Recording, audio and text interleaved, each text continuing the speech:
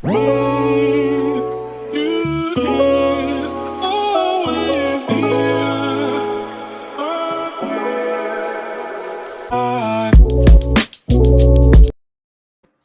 good? What's good? What's good, people? Welcome to another exciting edition of the Black and Gold Hour podcast, a podcast where we talk New Orleans Saints football. And it's been a great last 3 hours for the New Orleans Saints fans. We're excited.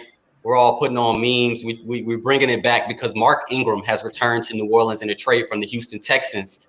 And the New Orleans Saints are 4-2. It's a lot to talk about. The Saints are looking good despite injuries, suspensions, and dealing with the wide receiver group that, has struggled at times. But we are 4-2, and we have a matchup on Sunday against the Bucs. And to help me talk about it, I got two guys here that know New Orleans Saints football. You guys know him. He's been here before. I got Vibe here, man, and he's bringing his insight. And then I got somebody who knows his New Orleans Saints football, who has a podcast as well. We kind of both started our podcast at the same time, and I've been a big fan of his, so I'm happy to finally have him on the show. I got my guy, Aaron Davis from the Black and Gold Breakdown podcast. How are you, bro?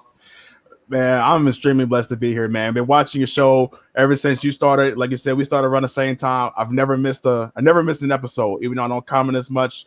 This guy, very passionate, very, very detailed. I love his setup. I love his aesthetics as well. It gives you that Big Easy vibe. Very much a big fan. Vibe, very, very much glad to meet you for the first time, bro. Hopefully we have more collabs like this going forward. It's a very, like Murr said, it's a very good day right now to be a New Orleans Saints fan because you got a lot of guys coming back. I can't wait to talk about it.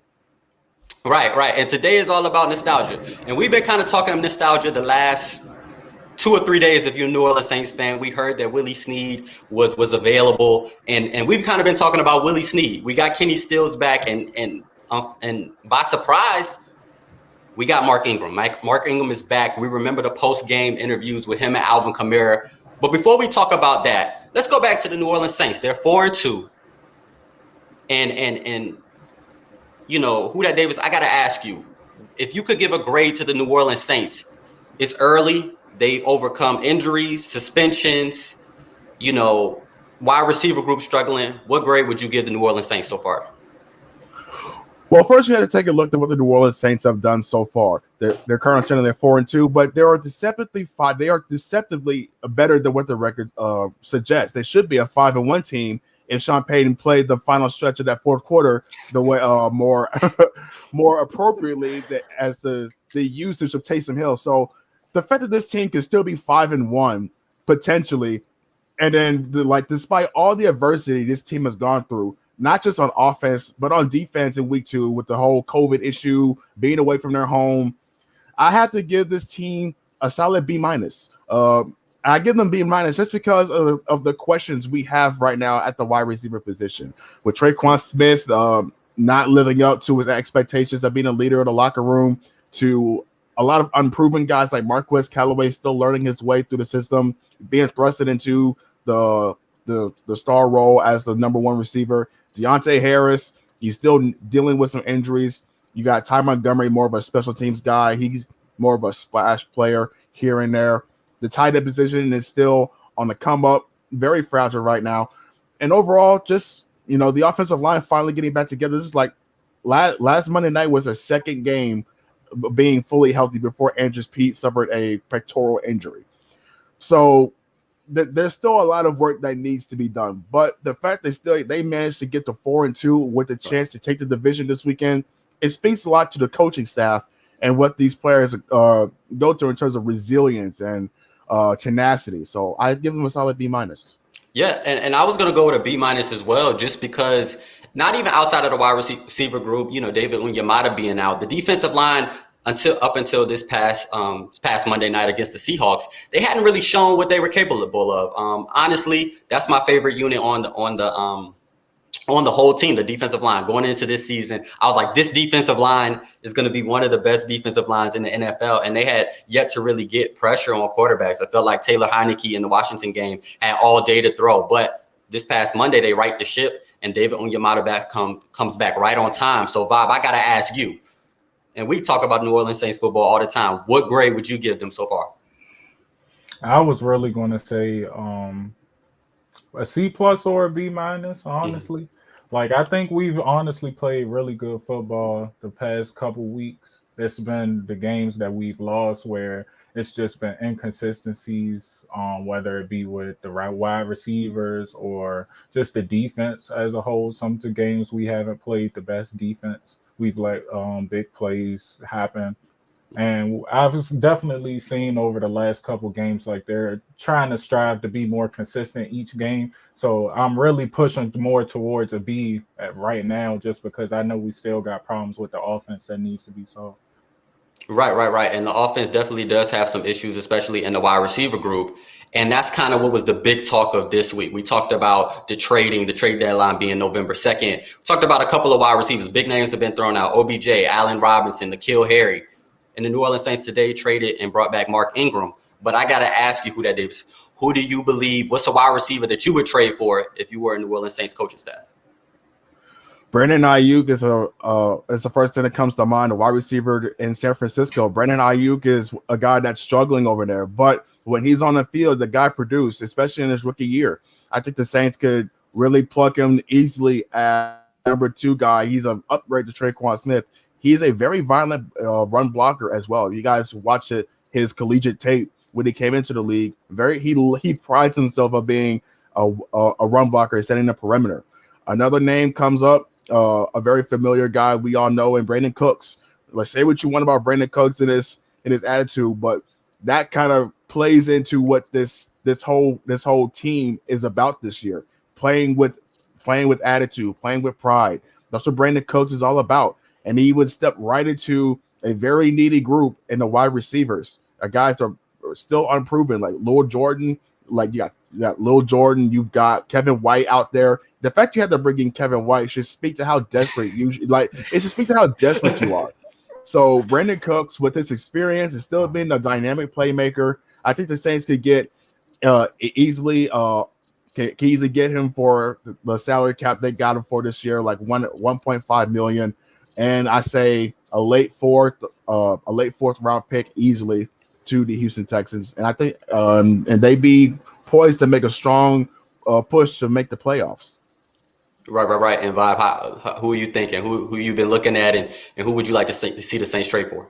I'm glad he brought up Brandon Ayuk, because that was the first person on my mind, honestly. I've been seeing a lot of people keep saying Willie Snead or Brandon Cooks. I would be fine with either one, just because I honestly think anybody at this point could help this wide receiver group. But I kind of push more towards Brandon Ayuk, just off the strength of just the type of receiver he is. I think he's more physical than you will get from Brandon Cooks or Willie Snead. And I think that's something we kind of need, somebody who's going to fight for the ball. Like, I don't think we have any receiver. I mean, Marquez Callaway is pretty good. I don't want to diminish what he's doing right now. Like, he's still young. Like, this is only his second year, and it's the first couple games in. But he's been playing pretty good. But we just need somebody to be the number 2. Like, we need a good number 2 to keep us going for right now. Like, somebody that we can rely on to catch the ball. Right. And I feel like Marquez Callaway is a great player, but right now I feel like we have complementary players in bigger roles than maybe they should be at this time. And that's why I'm going to go with the second Brandon Cooks, because we need someone who can come to an immediate start with the New Orleans Saints if he's traded. He knows the system. He knows what Sean Payton expects, and him and Michael Thomas caused damage back in 2016 before Brandon Cooks went his separate ways. But I really think, Brandon Cooks could capitalize off having Jameis Winston as quarterback, because his initial issue with the New Orleans Saints was maybe Drew Brees not being able to create the plays for him that he needed. But now that Jameis is here, he can make all the throws. He can hit Brandon Cooks in stride, and he can utilize, someone who's a proven playmaker. I think he has like 2, maybe 3 games with the Houston Texans over 100 yards. I would love to see Brandon Cooks back. But let's switch to the other side of the ball. Huda Davis, I got to ask you about the New Orleans Saints defense. This defense we know it's a playoff defense, but I want to ask you, is this a Super Bowl contending defense in your opinion? And how can they improve if there is way? Well, I definitely want to say yes. They are a Super Bowl caliber defense. This is a top 5 defense in the NFL, probably the best defense in the NFC. That's speaking a lot to when you look at the Rams, when you look at the Bucks. They are layered with experience and intensity on all 3 levels. the Saints. Let's start with the defensive line for the New Orleans Saints. With all the questions interior with a defensive tackle, one of the biggest answers so far, and a guy that we haven't sung the praises of a lot so far, is Tanom Passigno coming from Kansas City, who leads the team right now in sacks. But Marcus Davenport, when he came back, it was a statement game for number 92. He led the team Monday night in total pressures. He should have had 2 sacks. If one was not a hold, credit to Geno Smith for being poised in the pocket, having that pocket awareness. But those 2 right there, those guys are the pillars to pass rush from any spot on the defensive line. Let's look at the linebackers. Demario Davis, Pete Werner, a very pleasant surprise to many of us at Who Dat Nation, except for yours truly. I've been equating him to baby Luke Kuechly since the offseason when we drafted him. So I've been on this hype train. But Pete Werner is a really good linebacker, a really good run blocker, which is better than Quan Alexander. But and Quan Alexander, for that matter, he's still better than Pete Werner right now in coverage, not just because of his speed, but his experience as well. And those guys working tandem with Demario Davis, this is actually a top 15 linebacker group.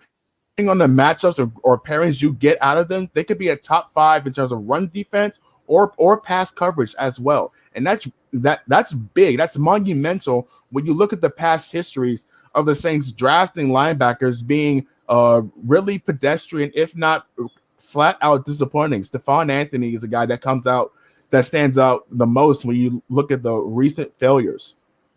And Zach Bond could get involved if they just use him right. Zach Bond is an outside linebacker or a pass rusher that's coming from Wisconsin.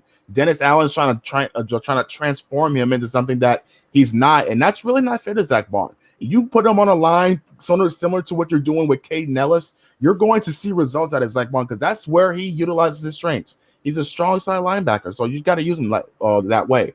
And finally, we got to talk about the secondary, led by Marshawn Lattimore, one of the best, if not the very best, cornerbacks so far this season.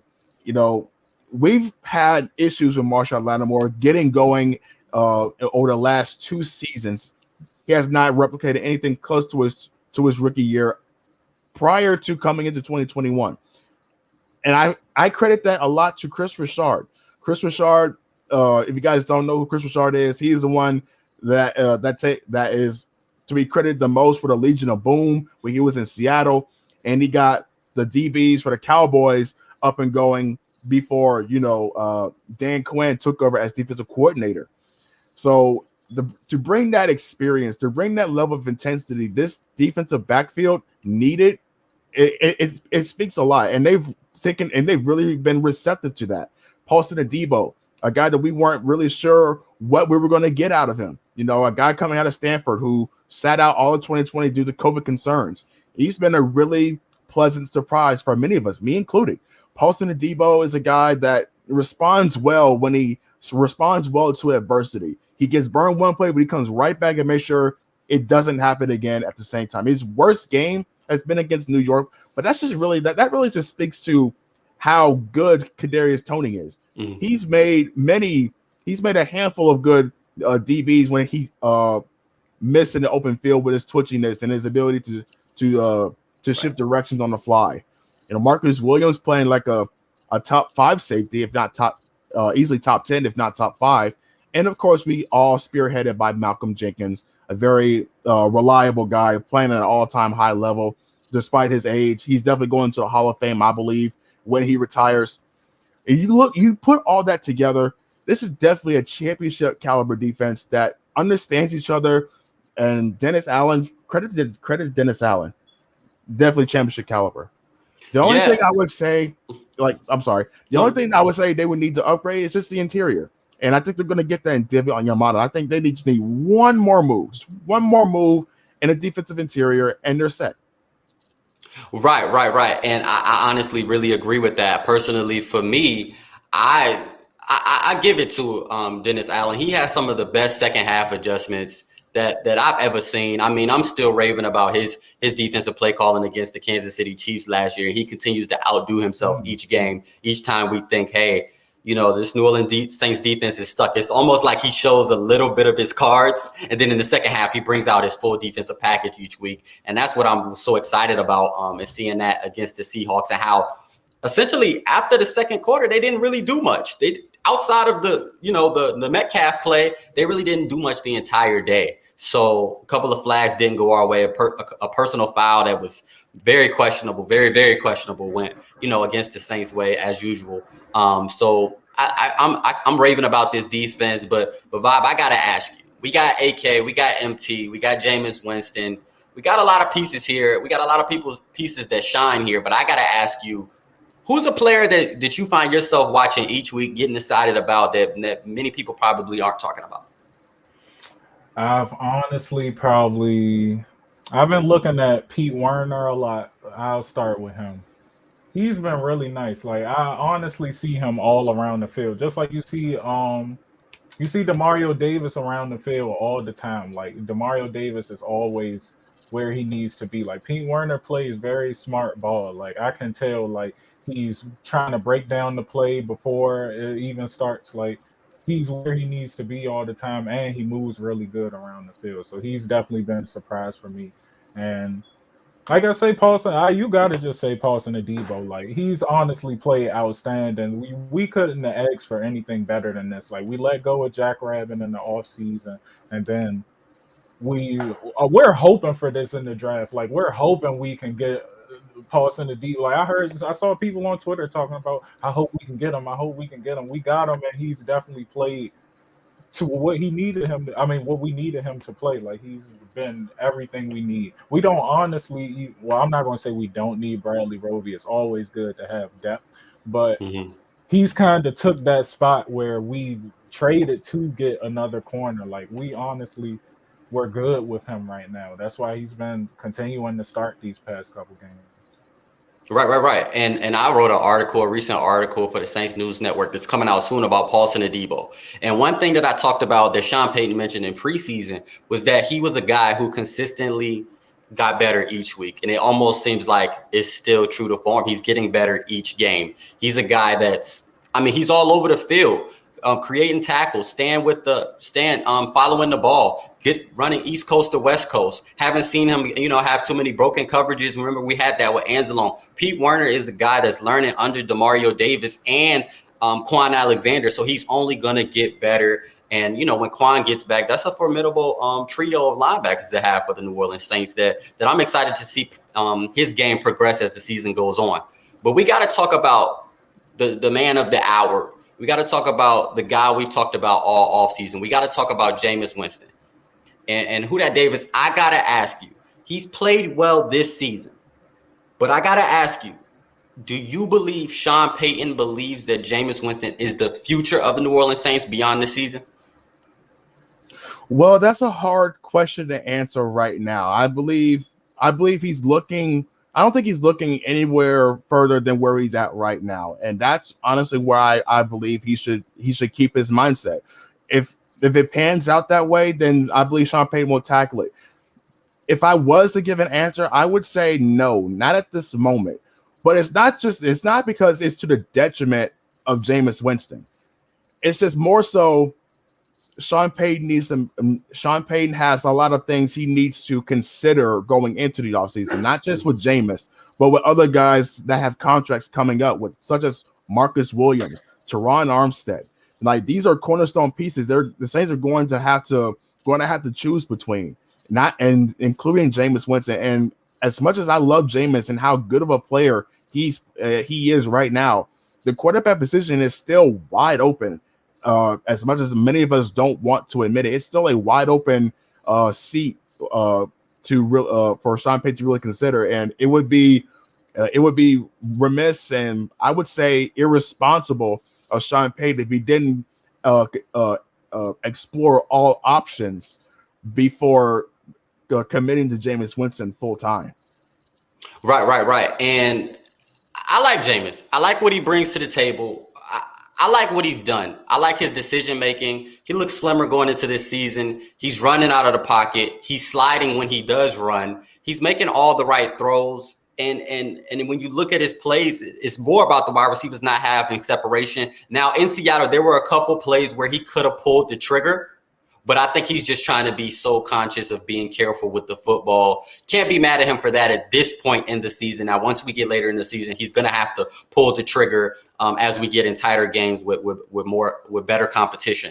So I like what Jameis is doing. I believe that he can be a leader. Personally, for me, I like to watch his press conferences. I like to hear his talk, hear his thought process, and hear how he reaches out to coach. And coach will send him what he calls a healthy text message of things that he could do better. And I see him getting better each week. And I see him taking command of the offense. And we saw him get into it with Traquan Smith. But if you've ever played a sport or been a part of anything competitive, you know that competitive fire burns. And he was just making a statement to his wide receiver and trying to get on the same page because he wants to win. He knows what kind of franchise he's with. He's with a winning organization. And I like to see that in my quarterback.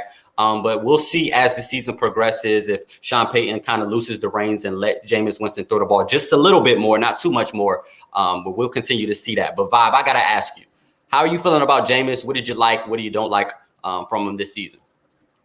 Well,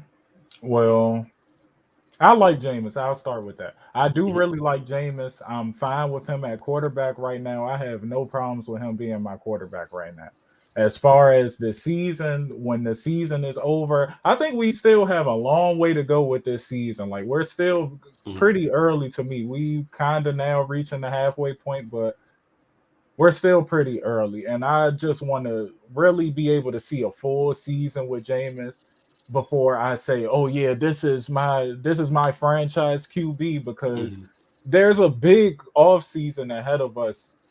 Even last offseason, like, we were all sitting back talking about, oh, let's get Russell Wilson. Aaron Rodgers is free. Let's try to get him. Like, honestly, the Buccaneers made that choice to go get Tom Brady. We hear the rumors all the time that if Drew would have retired or whatever, he would have came to us or whatever. But like I say, they ended up with them. They won the Super Bowl because they went out and made the move to get them there. Like, that's what they thought they needed, and they were right. So I just want us to make those same moves. Like, we've been super close every year, and I don't think just because we really like Jameis, because I don't have any problem with him as a person or anything. Even his play right now isn't really bothering me. It's more so just, like I say, you can't ignore, like I say, those off-season things. You can't ignore the whispers of Russell Wilson. You can't ignore the whispers of Aaron Rodgers if he decides to leave. Like, those are players you're going to have to pay attention to. Russell Wilson can still give you a good 10 years. I give him another 10 years in the league, honestly. Like, Russell Wilson is a top 3 quarterback in the league. So you gotta at least try. You got to look and see. And like he said, our money is tight right now. Like, we're still going to have to pay Marcus Williams something at some point. It's a difficult situation, but I definitely think we should just keep observing and keep watching. Just like he said, Sean Payton shouldn't even, or I don't think he has that decision made for real that this is my franchise quarterback right now. But all of us have to still keep that in mind. Like, there's still an off season. There's still a lot of this season left to go before we can make that decision and say, hey, that's my franchise QB. Right. And Jameis has looked good. I mean, he's good enough to take us into the playoffs. And I believe that, this defense can finally carry the team, as long as the offense does have to improve. They can't just score 13 points a game in the playoffs. Even when Mike T gets back, the offense has to have another weapon. We have to find another weapon if this team wants to even get into the playoffs. So I'm excited to see how that progresses. But let's focus on what's the next to come. The New Orleans Saints have a matchup on Halloween against the Tampa Bay Buccaneers in New Orleans. It's going to be a crazy game. It's going to be a big game, and I'm sure all sports eyes are going to be on this game. So let me ask you, Huda Davis, how do the New Orleans Saints get this win against apparently the NFL's best? It starts up front in the trenches with this New Orleans Saints offensive line. Monday night, we saw a very uncharacteristic run blocking offensive line. They couldn't get any traction against Seattle. And Tampa has more talented players on that line compared to Seattle. So what they need to do, they need to get back to their roots. I understand they were out Eric McCoy, and they were out Teron Armstead for a number of weeks. And they just lost Andrews Pete potentially for the season. But they pride themselves on being a run blocking team. They went into the season being prideful of being a run blocking team. The pass protections were pretty good, but you had to be able to win up front in the trenches when it matters most, especially going up against a Tampa team that loves the blitz on crucial downs. You have to be able to pick those up like quickly, efficiently, give Jameis time to make all the reads and make the proper decision. Otherwise, you're going to be in for a long day. We've seen what Tampa just did to, Chicago when their protection is and their gap integrities when they were compromised. Granted, the Saints are way better than the Bears, especially at quarterback and offensive line. But you can't take anything away from what Tampa has done in terms of creating havoc in the backfield and creating turnovers on top of that.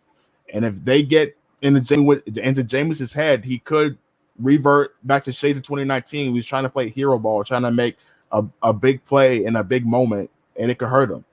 A second thing is going to be the biggest test for Paulson Adebo.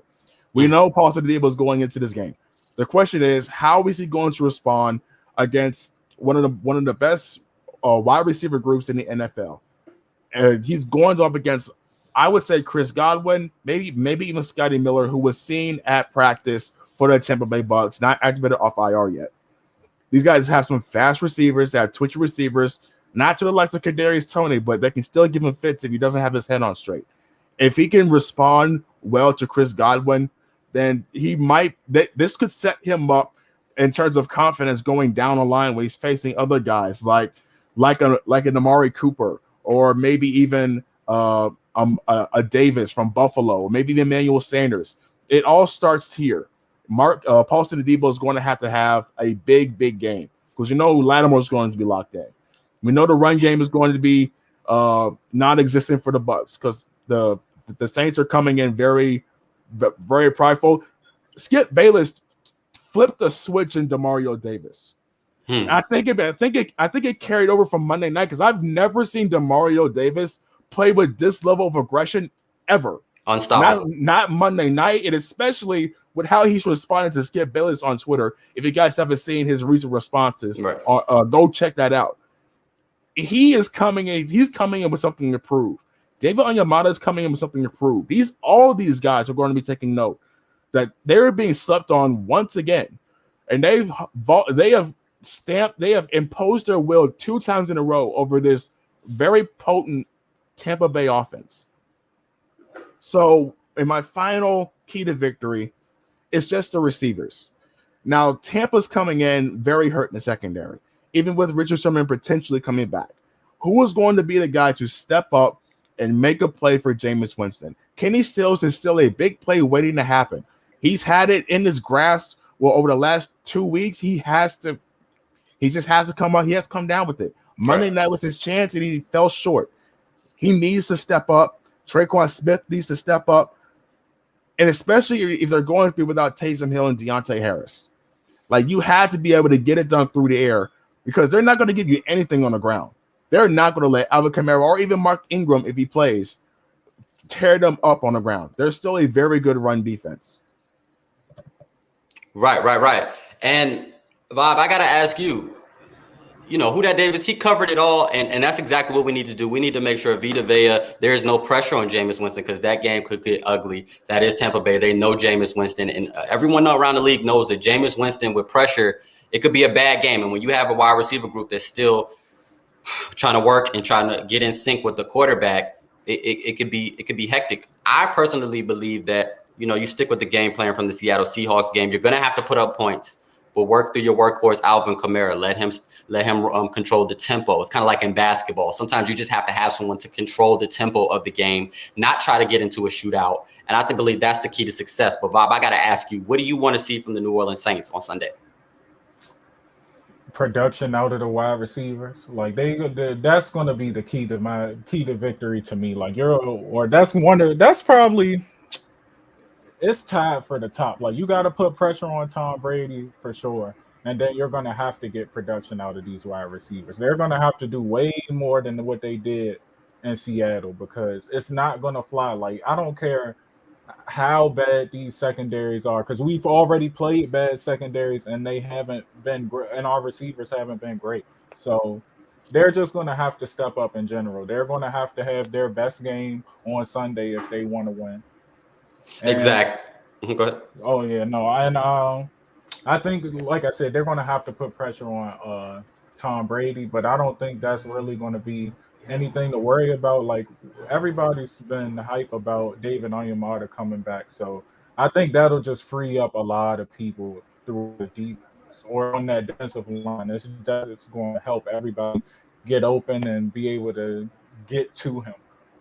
So I'm excited about the game. Right, I right, think right. It's those are gonna the two be keys to the victory. Yeah, and it's gonna be a crazy game, and I'm excited. And I want to thank Bob and Who Dat Davis from the Black and Gold Breakdown podcast for coming on. But I gotta ask them one last question. About 3 hours ago, Mark Ingram was traded to the New Orleans Saints. What can Mark Ingram add to this team? Davis, I'll start with you. Well, if you guys aren't aware of what the boom and zoom was, then you need to go do your research, because boom and zoom was one of the best running back tandems in the league when Alvin Kamara burst onto the scene and paired up with Mark Ingram. What Mark Ingram brings he brings a lot, not just on the field, but in the locker room. He brings off the field stuff. The offense needs juice. They need to be complementary to the Juice Boys defense. And Mark Ingram brings that extra level of intensity, that energy that the guys around them can feed off of. And Alvin Kamara is going to be very, very happy about it. He already is. And you want to keep your best player happy and also healthy. What he can do is give Alvin Kamara some relief in the running game. Alvin Kamara had 30 touches on Monday night, and he's been one of the biggest workhorses so far in the season. And that's not very sustainable. When you look at Christian McCaffrey, in the workload he's been having, when you look at Dalvin Cook, when you look at J.K. Dobbins up there in Baltimore, when you look at Brian Edwards, his duo up there in Baltimore, Cam Akers down over there in Los Angeles, guys, these prominent top tier running backs are going down to injury quickly because they're just getting too much work. You have to look at the lifespan on average of a running back. You have to, and the Saints so far have been the best in sustaining their top tier running back and not overexposing him to the teeth of a defense. Mark Ingram's body is built to handle that kind of wear and tear. He can still give you that type of power, that type of to wear down the defense and really help the offensive line gain traction in the trenches. So if you can give Mark Ingram, I would say 15 touches, if you're going to be a running team that you could be proud of, then it's going to start with Mark Ingram. They haven't really been using Tony Jones Jr. as much, even before he was injured. Right. Outside of pass protection, he hasn't gotten a lot of carries. And it's very unfortunate because I was high on him in the preseason. Mm-hmm. But that's kind of my fault for respecting so much of a preseason performances. But Tony Jones Jr. doesn't have that camaraderie, that chemistry, that energy that you would want out of your second tier running back compared to Mark Ingram. So that's what they need. And that's what I believe Sean Payton understands. And shout out to him for making the right decision and giving Alvin Kamara some relief with the guy that he knows in and out like the back of his own hand. Right. And I talked about it. I said it on Twitter. Follow me, Merv_speak. I talked about Mark Ingram. I talked about his presence. I believe just Mark Ingram's presence. We're not even talking about what he can do on the field. Just his presence alone can take the offense up a notch. He's going to increase the vibe in the locker room. We know what he brings. He's not going to let, people have their heads down. He's going to bring that constant energy. I can't wait to see him hopefully in the building on Sunday. And if not in Atlanta, I'm excited to see what he can do. We already know what he can do. We already know how he can even motivate even Alvin Kamara to play on, if it's even possible for him to play better, give him that added juice. And I can't wait to see what he does in New Orleans. Now, we're still looking for a wide receiver. But Bob, I gotta ask you, how do you feel about the Ingram trade? I love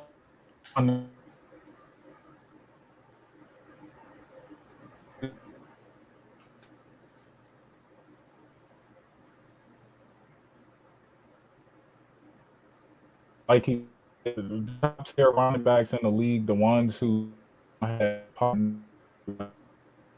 out, and I want to see Kamara get worn out. I don't want to see him get injured. Like, I want him to stay. I feel like Alvin Kamara is more than if you don't rush 20 times a game, because it just brings, like, he has so much he can do. You can run him out the backfield, you can run him through the middle, you can put him out on you can put him out so he can go make a reception. Like, he can do everything. So just being able to have that main back that can just run is great for the team. Like I say, I think going into the game, they need to play with a chip on their shoulder. I feel like everybody has a reason to bring everything they worked on, like their best game. I feel like it's the perfect time to bring it right now. Like, we lost to them in the playoffs. They won a Super Bowl after we've been trying to get there the last couple years. People always saying they're going to win the division now because Drew is gone. Like, it's Jameis' former team. It's so many reasons for us to just come out and play our best football yet.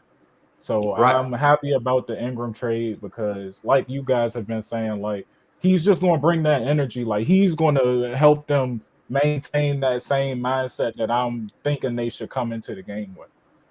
Right. And I'm excited to see where the New Orleans Saints go.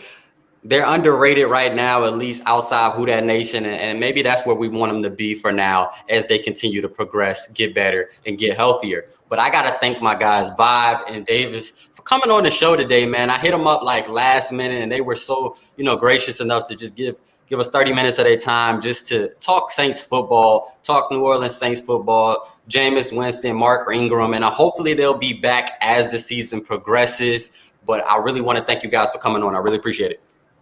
No problem. Thank you for having us. Absolutely. It's a very big honor for me to be here. I hope we can do this again. All right. Thank you. And we definitely going to do it again. All three of us will be back soon to give you guys more Saints news, more Saints updates. I want to thank my guy, Rob, Ghostface Grilla. We got so many people. We got Saints 01. We got Rudy. We got Mike Balco. We got so many different people here tuning into the podcast. I want to thank you guys for commenting, supporting. Thank you for growing the community. That's what we're here to do. But we'll see you guys after the Saints matchup against the Bucs. All right. Who dat? Who dat?